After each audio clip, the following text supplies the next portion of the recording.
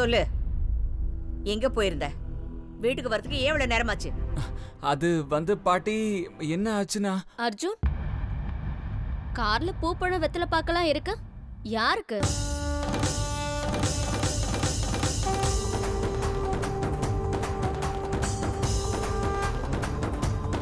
ஐயோ கடவுளே, இவங்களுக்கு என்ன பதில் சொல்லுவேன்? இந்த சித்ரா அண்ணி வேற சும்மா ஒரு இடத்துல இருக்க மாட்டாங்களே. என் கார் வரைக்கும் போய் செக் பண்ணிட்டு வேற வந்திருக்காங்க. இந்த உழவு பாக்குற வேலை எப்பதான் விடுவாங்களோ இவங்க. ஏன்டா சில மாதிரி நின்னுட்டு இருக்க? பேசுடா, என்ன இதெல்லாம்? பாட்டி, அது வந்து அம்மாவுக்கு தான் கொண்டு வந்தேன். இது வரைக்கும் நான் அம்மாவுக்கு எதுவுமே கொடுத்ததே இல்ல, அதனால தான் வாங்கிட்டு வந்தேன். நீ நிஜமா தான் சொல்றியாடா? எனக்காக வாங்கிட்டு வந்தியா? நிஜம்தாம்மா, உனக்கு பூனை ரொம்ப பிடிக்கும்ல, ஞாபகம் வந்துச்சு, வர வழியில வாங்கிட்டு வந்தேன்.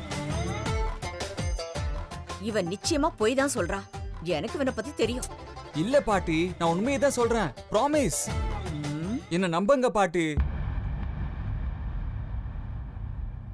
ஹே பாட்டி, கவனிச்சிங்களா? அர்ஜுனோட நெத்திய பாருங்க.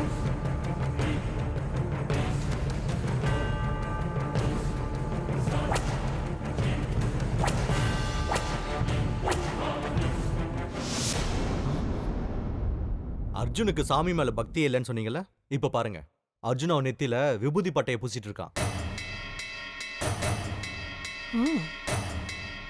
என்னடா அர்ஜுன், உனக்கும் சாமி மேல பக்தி வந்துருச்சா? அண்ணா, அது அது அது வந்து... கருடா, ஏண்டா அப்படி கேக்குற? அவன் நெத்தியில இருக்கிற விபூதி பட்டைய பார்த்தாலே தெரியல, கடவுள் மேல உண்மையாவே அவனுக்கு பக்தி வந்துருச்சு. எனக்கு கடவுள் மேல நம்பிக்கை இல்ல, அது இதுன்னு சொல்லிட்டு இருந்த. இப்ப பாத்தியா, அந்த ஆண்டவனே உன் மனசுல பக்தியை உண்டாக்கிட்டான். அர்ஜுன், நீ வீட்டுக்கு வரலன்னு எங்க எல்லாரையும் விட உன் பாட்டி எவ்வளவு பயந்து போனாங்க தெரியுமா? இங்க பாரு, இனிமே இந்த மாதிரிலாம் லேட்டா வீட்டுக்கு வரக்கூடாது. ஒருவேளை வீட்டுக்கு வரதுக்கு லேட் ஆகும்னா ஒரு ஃபோன் பண்ணி எங்களுக்கு சொல்லு. ஒருவேளை அப்படி இல்லைன்னா நாங்க ஃபோன் பண்ணும்போதாவது ஃபோன் எடுத்து பேசு. அதை விட்டுட்டு ஓம் பாட்டுக்கு நீ இஷ்டத்துக்கு இருந்தா இதனால நாங்க டென்ஷன் ஆகுறோம்ல. சரி அண்ணா, இனிமே நீங்க ஃபோன் பண்ற மாதிரி நான் வச்சுக்கவே மாட்டேன். நானே ஃபோன் பண்றேன், போதுமா? எனக்கு என்னமோ சந்தேகமா இருக்கு. திடீர்னு அர்ஜுனுக்கு எப்படி இவ்ளோ பக்தி வரும்? எனக்கு என்னமோ வீட்டுக்கு லேட்டா வந்ததுனால இப்படி எல்லாம் சமாளிக்கிறானோ தோணுதத்த. சித்ரா, யார் மேல சந்தேகம் பண்ணுங்கிற விவசாயம் உனக்கு இல்லையா? அர்ஜுன் என் பேரன். இத்தனை வருஷம் பக்தியை அவன் மனசுக்குள்ளேயே வச்சிருக்கா. இப்போ வெளியே காட்டுறான், அவ்வளவுதான்.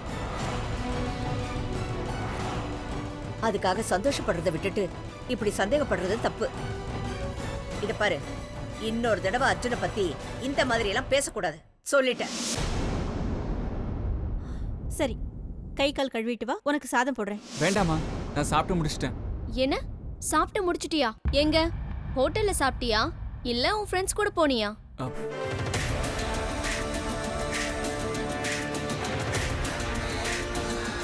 இல்ல அண்ணி, ஒருத்தர் வீட்டுக்கு போயிருந்தேன், அங்கேயே சாப்பிட்டு வந்துட்டேன். யார் வீட்டுக்குடா போயிட்டு வந்த? அது எனக்கு தெரிஞ்சவங்க வீட்டுக்கு போயிட்டு வந்தம்மா.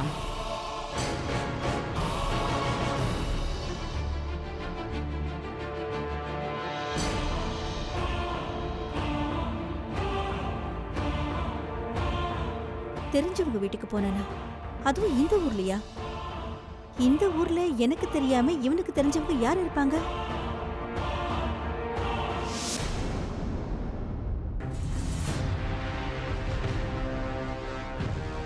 அமிர்தா காணோங்க. இங்கதானே இருந்தா, எங்க போயிருப்பா? அதான் எனக்கும் புரியல. ஏற்கனவே அவளுக்கு உடம்பு சரியில்லை, ரூம்ல படுத்து ரெஸ்ட் எடுக்காம எங்க போயிருக்கா? சரோஜா, நீ எதுக்கும் பயப்படாத. இங்க இருந்து எங்க போயிருக்க முடியும்? இங்கதான் ஏதாவது ரூம்ல இருப்பா. எதுக்கும் ரெஸ்ட் ரூம்ல தேடி பாரு.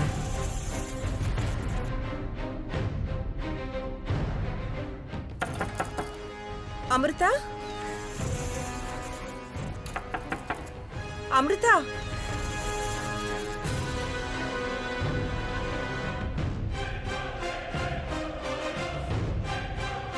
என்னங்க, அமிர்தா உள்ளதாங்க இருக்கா, ஆனா பதில் சொல்ல மாட்டேங்கிறா. ஒருவேளை அவளுக்கு ஏதாவது...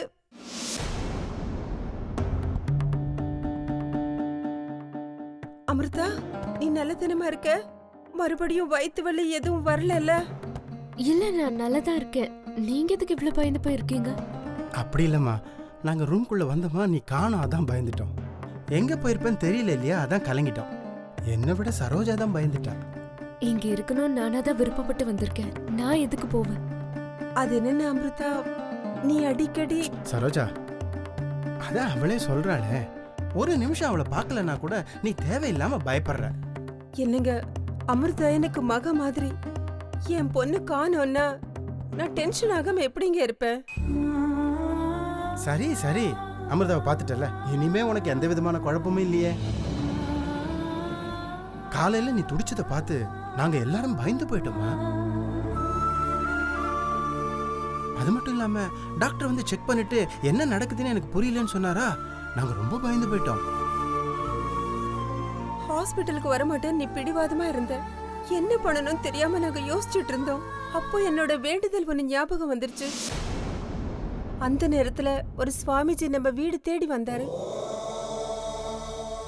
அவர்கிட்ட நீ இந்த மாதிரி துடிச்சிட்டு இருக்கேன்னு தெளிவா சொன்னோம். அவர் என்ன மந்திரம் போட்டாரோ தெரியல, உன் வயித்து வலி குறைஞ்சிடுச்சு.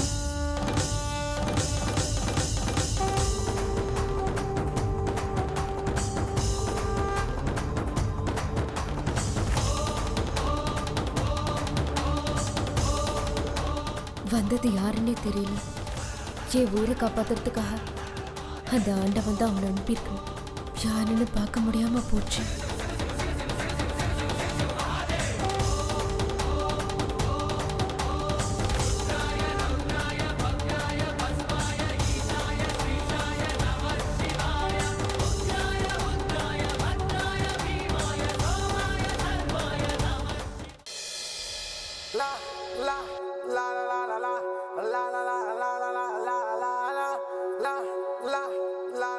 டேய் அர்ஜுன், நேத்து ராத்திரி அவ்வளவு லேட்டா வீட்டுக்கு வந்தல, எங்கடா போயிருந்த? என்னண்ணா இவ்வளோ காலையில் என்கொயரி பண்ண வந்துட்ட? டேய், ஏன்டா என்கொயரின்னு நினைக்கிற? நீ என் தம்பிடா, நீ எங்க போயிருப்பன்னு ஒரு அக்கறையில தான்டா கேட்டேன். சொல்றதா இருந்தா சொல்லு, விருப்பம் இல்லைனா விடு. எங்க போயிருப்பான்னு கெஸ் பண்ணி பார்க்கலாம். அப்படி வரியா? நேத்து ராத்திரி நீ வந்த ஸ்டைல பார்க்கும்போது ஏதாவது ஒரு பப்புக்கோ இல்ல பாருக்கோ ஏதோ ஒரு ஜாலி ட்ரிப்புக்கு போயிருப்பேன். இல்ல. அப்பனா அந்த பொண்ணை தேடி தான் போயிருப்பேன். Am I right? எக்ஸாக்ட்லி, கரெக்டா கெஸ் பண்ணி சொல்றியண்ணா. டேய் அர்ஜுன், ஏன்டா அந்த பொண்ணு பின்னாடியே சும்மா தெரியற? அவ உனக்கு கிடைக்க மாட்டா, விடு. அவ யாரு, என்ன, எங்க இருக்கா எதுவுமே தெரியாது.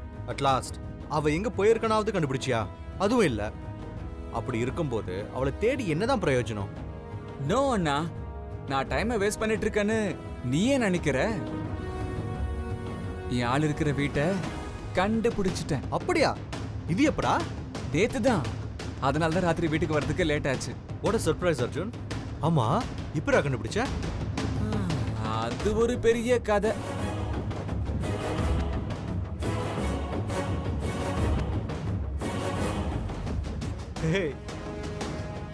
என்னடா அவதார புருஷனா இருக்க? இந்த மாதிரி விஷயங்கள்லாம் சினிமாவில தான் பார்த்திருக்கேன். ஆனா நீ ரியல் லைஃப்லயே பண்ணிட்டு இருக்கியா? அதுவும் நீ இவ்வளவு விஷயங்கள் பண்ணிருக்கும் போது நிஜமாவே என்னால நம்ப முடியலடா. என்னண்ணா பண்றது, திடீர்னு உதிச்ச ஐடியா எப்படியோ ஒர்க் அவுட் ஆயிடுச்சுல்ல. மொத்தத்துல என் ஆள் எனக்கு கிடைச்சிட்டா, அது போதும். அதெல்லாம் சரிடா. ஏதோ ஒரு வேர் எடுத்து அவளோட தலையை தொட்ட உடனே அவ சரி ஆயிட்டான்னு சொன்னியே, அதை எப்படிடா பண்ண? அதான்னா எனக்கும் புரிய மாட்டேங்குது. என் கண்ணு முன்னாடி நடந்ததை என்னாலே நம்ப முடியல. இது ஒரு மாதிரி மிராக்கல்னு சொல்லுவாங்களே, அப்படி இருந்துச்சு. எல்லாத்தையும் விட ஆச்சரியமான விஷயம் என்னன்னு தெரியுமா?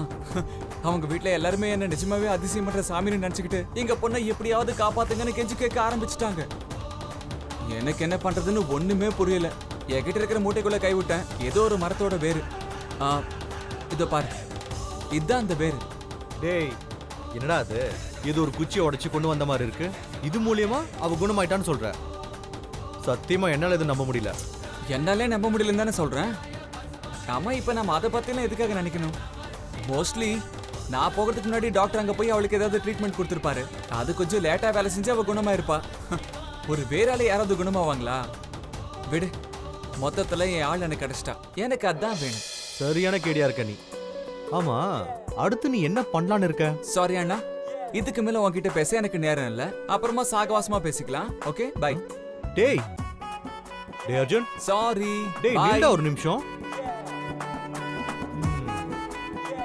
அந்த பொண்ணு இவனுக்கு கிடைப்பாலோ இல்லையோ, ஆனா இவனை பொறுத்த வரைக்கும் அந்த பொண்ணு பின்னாடி சுத்துறது ஃபுல் டைம் ஜாப் ஆயிடுச்சு.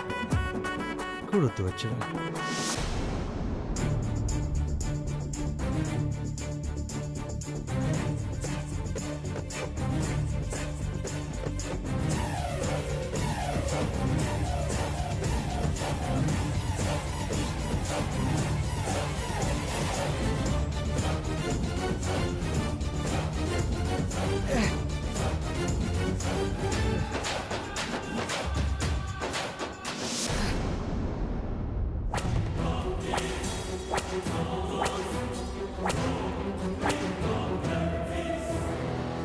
ஏங்க என்னாச்சு உங்களுக்கு?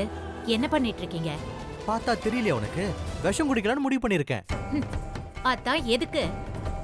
நிஜமா தான் கேக்குறேன், உங்களுக்கு என்ன ஆச்சு? ஏங்க நாம விக்ரம்க்கும் சரோஜாவுக்கும் தான் விஷம் கொடுக்கணும். அதை விட்டுட்டு நீங்க குடிக்கிறேன்றீங்களே. என்ன என்னதான் பண்ண சொல்ற? அவங்கள சாவடிக்கணும்னு எவ்வளவுதான் விஷத்தை கொடுத்தாலும் அவங்க சாகவே மாட்டேங்கிறாங்க. கடைசி வரைக்கும் அவங்க இப்ப சாவாங்க அப்ப சாவாங்கன்னு கனவுலயே இருக்க வேண்டியதுதான்.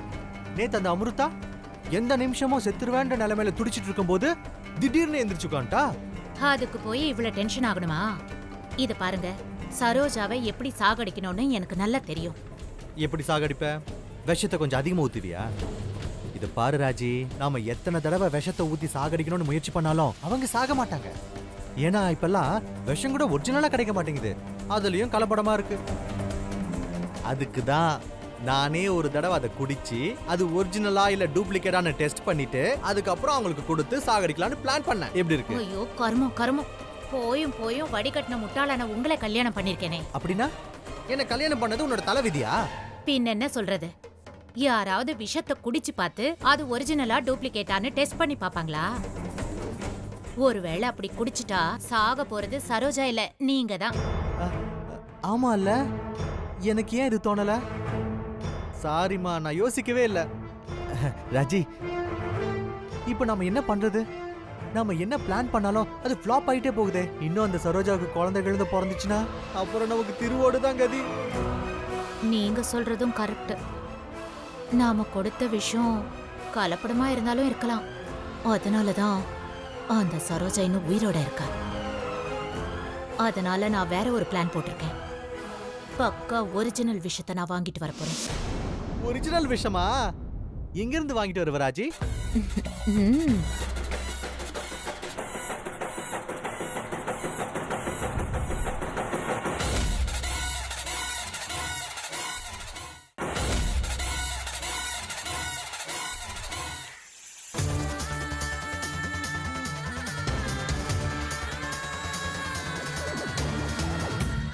காலிங்க சர்ப்பமா?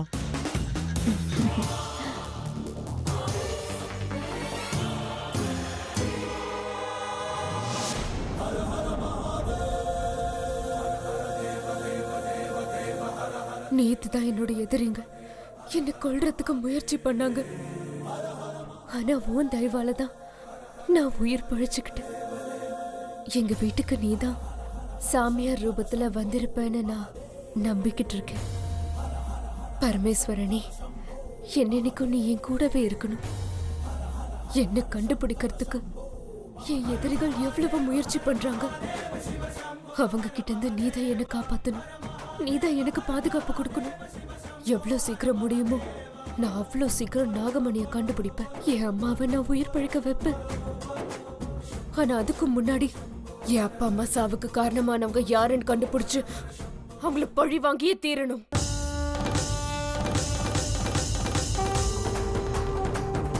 அப்பதான் என் மனசுக்கு அமைதி கிடைக்கும்.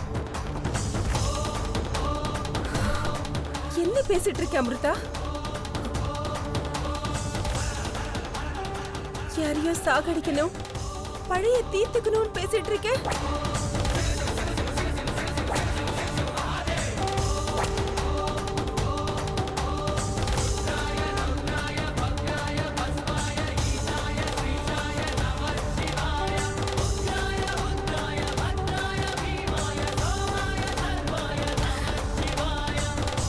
பதில் சொல்லு அமிர்தா. நீ யாரை கொலை பண்றதுக்கு முடிவு பண்ணிருக்க? நீ எதுக்காக யாரையோ பழி தீக்கணும்னு காத்துக்கிட்டு இருக்க? உனக்கு யாரு கெடுதல் பண்றாங்க? என்னோட அப்பாவையும் அம்மாவையும் சில கெட்டவங்க சாவடிச்சிருக்காங்க. இப்ப நான் பெத்தவங்க எழுந்து தவிக்கிற அனாதை. அதனால்தான் என்னோட எதிரிகளை நான் சாகடிச்சு பழி தீர்த்துக்கணும்னு வெறியோட இருக்கேன். அதான் என் லட்சியம். அதுக்குதான் என்னோட லட்சியத்தை நிறைவேத்துன்னு ஆண்டவனை வேண்டிக்கிட்டு இருக்கேன். அப்படின்னா அன்னைக்கு அம்மா சொன்னாங்களே அந்த விஷயம் இதானா? கர்ப்பூரகாரம் கருணாவதாரம் சம்சாரசாரம் புஜகேந்திரஹாரம். கர்ப்பூரகாரம் கருணாவதாரம் சம்சாரசாரம் புஜகேந்திரஹாரம். சதா சொல்லு அமிர்தா, உன்னோட அம்மா அப்பாவை கொன்னது யாரு? தயவு செஞ்சு அதை பத்தி என்கிட்ட எதுவும் கேட்காதீங்க. சரி, நம்ம கிளம்பலாம் வா. எங்க போறோம்? உனக்கு உடம்பு குணமானா சிவனுக்கு அபிஷேகம் பண்றேன்னு வேண்டிக்கிட்டேம்மா. அதுக்கு தான் இப்ப கோவிலுக்கு போக போறோம். உன்னோட பேர்ல அபிஷேகம் பண்றதால நீயும் எங்க கூட கோவிலுக்கு வரணும். வாமா, எல்லாரும் போலாம். இப்போ என்ன பண்ணலான்னு இருக்க ருத்ரா? அந்த நாகராணியை தேடினியா? அதுக்கு தான் நான் ஒரு பிளான் பண்ணி வச்சிருக்கேன். இந்த துர்காபுரத்தை சுத்தி எத்தனை கிராமங்கள் இருக்கு? என்ன மிஞ்சி மிஞ்சி போனா ஒரு 10 கிராமங்கள் இருக்கும். அவ்வளவு கூட இருக்காதுன்னு நினைக்கிறேன். அவ்வளவுதானே? அண்ணா சொல்லுங்கண்ணா, என்ன பண்ணணும்? கொஞ்ச நாளைக்கு முன்னாடி அந்த துர்காபுரத்து கோவில்ல ஒரு பொண்ணு தங்கிக்கிட்டு இருந்தா. அவ எனக்கு ரொம்ப வேண்டப்பட்டவ. ஆனா இப்ப அவ அங்க இல்ல. அவ அங்க இல்லைன்னா பக்கத்துல இருக்கிற ஏதோ ஒரு கிராமத்துல தான் இருந்தாகணும். துர்காபுரத்தை சுத்தி இருக்கிற கிராமங்கள்னு பார்த்தா எனக்கு தெரிஞ்சு 8-10 கிராமங்கள் தான். அதுக்கு மேல இருக்கிறதுக்கு வாய்ப்பே கிடையாது. விரல் விட்டு என்ற அளவுக்கு தான் இருக்கும். அந்த ஒவ்வொரு கிராமத்துக்கும் போய் சமீபத்துல ஏதாவது ஒரு பொண்ணு அங்க வந்திருக்காளா இல்லையான்னு விசாரிங்க. அப்படி யாராவது இருக்காங்கன்னு தெரிஞ்சா முதல்ல எனக்கு ஃபோன் பண்ணி விஷயத்த சொல்லுங்க. போங்க. சரிங்கண்ணா. ஒரு நிமிஷம். அவளை தேடுறது ஒண்ணு அவ்வளவு ஈஸி கிடையாது. இது ரொம்ப கஷ்டமான வேலை. எப்பவும் எச்சரிக்கையா இருக்கணும். ஒரு நிமிஷம் நீங்க அலட்சியமா இருந்தாலும் உங்க உயிருக்கு உத்தரவாதம் கிடையாது. உங்க எல்லாரையும் கொன்னு போட்டுருவேன். அவ எங்கிருந்தாலும் எனக்கு வேணும். ராத்திரி பகல்னு பார்க்காம தேடி ஆகணும். சரிங்கண்ணா. போங்க. ருத்ரா, அந்த நாகராணி கிடைச்சிருவான்னு உனக்கு நம்பிக்கை இருக்கா? கிடைச்சிருவா. அவளால எங்கேயும் போக முடியாத. எனக்கு என்னமோ இந்த முயற்சியில வீணாயிடுமோன்னு தோணுது. ஆரம்பத்திலேயே அபசகுணமா பேசாத. என்னோட முயற்சியில வெற்றி கிடைக்காம நான் விடவே மாட்டேன். நாகராணி எங்கிருந்தாலும் கண்டுபிடிச்சே தீருவேன். சீக்கிரமா அது பண்ணுப்பா. இந்த வருஷம் எனக்கு ஆபத்து இருக்குன்னு ஜோசியர் வேற ஜாதகத்தை பார்த்து சொல்லிட்டாரு.